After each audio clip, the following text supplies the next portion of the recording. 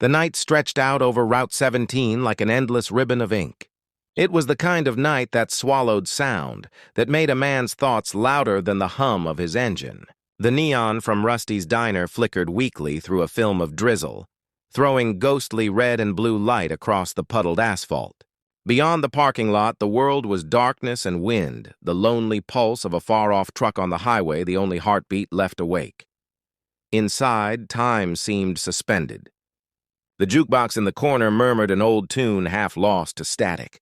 The clock above the counter ticked a lazy rhythm that no one paid attention to. A few tired truckers nursed cups of coffee, their shoulders heavy from miles of road. In the far booth sat a small group of Hell's Angels, their leather vests catching the glimmer of the neon. They weren't loud, not tonight. Just men at the end of another long ride, letting silence do most of the talking. Among them sat Marcus Steele. He was in his late 50s, broad-shouldered, his beard more silver than black now. A long scar traced the side of his jaw like a reminder of a story he never told. Marcus carried a stillness that filled the room. He didn't dominate it, he grounded it. His crew called him the anchor, because wherever he sat, chaos seemed to lose its footing. The younger riders looked at him the way you'd look at a mountain, something solid, something that had survived too many storms to count. He was halfway through his coffee when she caught his eye. Lena Brooks moved behind the counter with the careful rhythm of someone trying not to draw attention. She poured refills, wiped down tables, and smiled when customers looked her way, but the smile never quite reached her eyes. It was too practiced, too polite. Her uniform was pressed but worn thin at the seams, her hair pinned up neatly, though a few strands had escaped and curled near her cheek. When she leaned beneath the light to clear a plate, Marcus noticed the faint purple mark at the corner of her mouth. It wasn't an accident's mark. It was a confession in color, something tightened in his chest. He'd seen bruises like that before, on his sister years ago, before she'd run from a man who loved his fists more than his promises. The memory hit him like road dust in his lungs, dry and bitter. He forced himself to look away, but the image stayed. He kept thinking about how her hand trembled every time she lifted a cup, how her eyes flicked toward the door whenever headlights flashed outside. Fear leaves a scent, and Marcus could smell it. The sharp metallic hint of dread just beneath the aroma of coffee and fried onions. The night deepened. Rain began to fall harder, rattling against the windows, washing the neon light across the glass in bleeding streaks. The bikers talked in low voices, a kind of contented murmur between men who'd shared too many miles to need full sentences. But Marcus only half heard them. His gaze drifted often to Lena. Each time she forced a smile, it cracked a little more. Just before midnight, the calm fractured. Tires screamed outside the diner, followed by the harsh glare of headlights slicing through the rain. Every conversation died mid-sentence. Lena froze, coffee pot suspended mid-air. The look in her eyes wasn't surprise. It was recognition and dread. The door flew open hard enough to shake the bell above it. A man in a grease-stained mechanic's jacket filled the doorway. Tom Harris, mid-40s, thick-necked, eyes red with drink. He brought the smell of gasoline and anger in with him. "Where the hell have you been?" he barked, his voice echoing off the chrome and tile. The truckers turned away. The kind of trouble he carried was the kind they didn't want to borrow. Lena's voice came out soft, brittle. "I'm working, Tom. Don't lie to me." He crossed the diner in 3 heavy strides, grabbed her wrist and yanked her forward. The coffee pot shattered against the floor, scalding liquid splashing across her shoes. She winced but didn't cry out. The silence that followed was suffocating. Marcus stood up. The sound of his chair scraping the floor cracked the tension like a gunshot. He didn't rush, just rose to his full height, the kind of slow movement that carried weight. His crew straightened behind him, but he gave a small shake of his head. This was his to handle. Tom glared, his grip still locked around Lena's wrist. "Stay out of this, old man," he snapped. "Ain't your business." Marcus's voice came quiet, steady.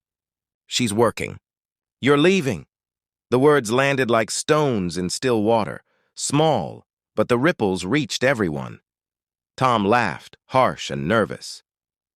"You think you scare me, huh? You don't know who you're talking to."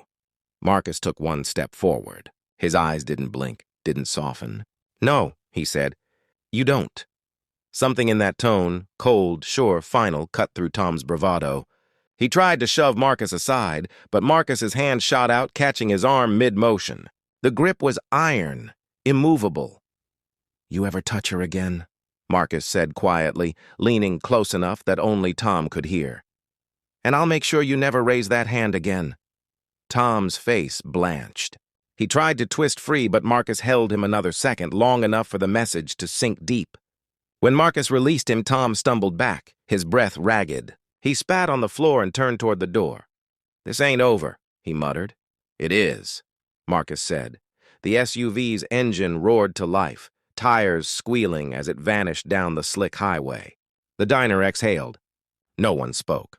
Even the jukebox seemed to hush out of respect. Lena stood still as a statue. Her wrist was red where he'd grabbed her. She looked at Marcus, eyes glistening. He nodded once. "You're safe now." That was all he said. The other bikers moved quietly, almost reverently. One fetched a mop, another picked up the broken pieces of glass. Someone righted a chair. There was no noise, no drama, just men fixing what little they could. Marcus sat back down, his hands wrapped around a cooling cup of coffee. He stared out the window into the rain. Somewhere out there, a broken man was driving too fast down a wet road. Marcus didn't care. His job here was done. When the clock struck 1, Lena turned the sign to closed. Marcus stood to leave. She stopped him with a soft, "Thank you." He looked at her for a moment, the neon light washing pale blue across her face. "Don't thank me," he said. "Just take care of yourself." She managed a small smile, fragile but real. For the first time that night, it reached her eyes. The next evening, the angels came back. Same booth, same coffee, same quiet laughter. They didn't say it was to check on her, but Lena knew. They filled the place with a different kind of noise. Easy jokes, the clatter of cups, the hum of safety. Every time she passed their table, one of them made sure her hands weren't shaking. When she locked up that night, the bikes were still parked outside until she drove off. It became a ritual. They called it the watch, though never out loud. Rusty's Diner, once a forgotten stop on an empty road, became their unofficial home. The locals started calling it the Angel's Stop, not because it belonged to them, but because it was protected by them. Weeks drifted by. Lena started humming while she worked again. She wore brighter lipstick, tied her hair differently. The bruise faded, but the change went deeper than skin. The first time she laughed, a full, unguarded laugh, the entire diner seemed lighter. One rainy morning, a group of college kids broke down near the highway.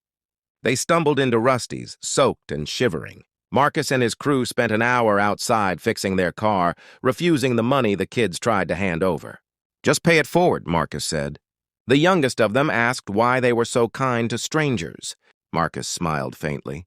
"Because once somebody needed help, and we were here." Lena watched from the window, her hands resting on the counter. There was warmth in her chest she hadn't felt in years, something like belonging. That night, when she closed up, she found a folded note under the napkin holder. It said, "If you ever need help, call this number. Doesn't matter when, doesn't matter where. No name, just a phone number written in steady handwriting." She tucked it inside her wallet. Not because she thought she'd use it, but because it reminded her that good people still existed. Months passed. The seasons shifted. The diner survived heat waves, snow, and long nights where only the hum of motorcycles broke the stillness. People came from towns away just to stop there, drawn by stories of the place where bikers protected a waitress. Sometimes reporters tried to ask Marcus what really happened that night. He'd just shrug. "Nothing worth printing," he'd say. "Just somebody minding their manners." But those who knew him understood that for Marcus, that moment had changed something. He'd spent his life fighting the wrong kind of battles. Bar fights, turf scuffles, meaningless anger. That night, he'd remembered what his mother used to tell him when he was young. A man's worth isn't measured by who he can beat, but by who he can protect. He never spoke of it again. But every time Lena smiled at him across the diner, he felt something settle quietly in his soul, a piece he hadn't known he was missing. Years later, Travelers still talked about the diner on Route 17. They said if you stopped there late at night, you might see a silver-bearded biker sitting in the corner booth, sipping coffee in silence. They said the waitress always greeted him first like family, and if you were lucky, you might catch a feeling that the world, for all its noise and cruelty, still had corners of kindness left unbroken.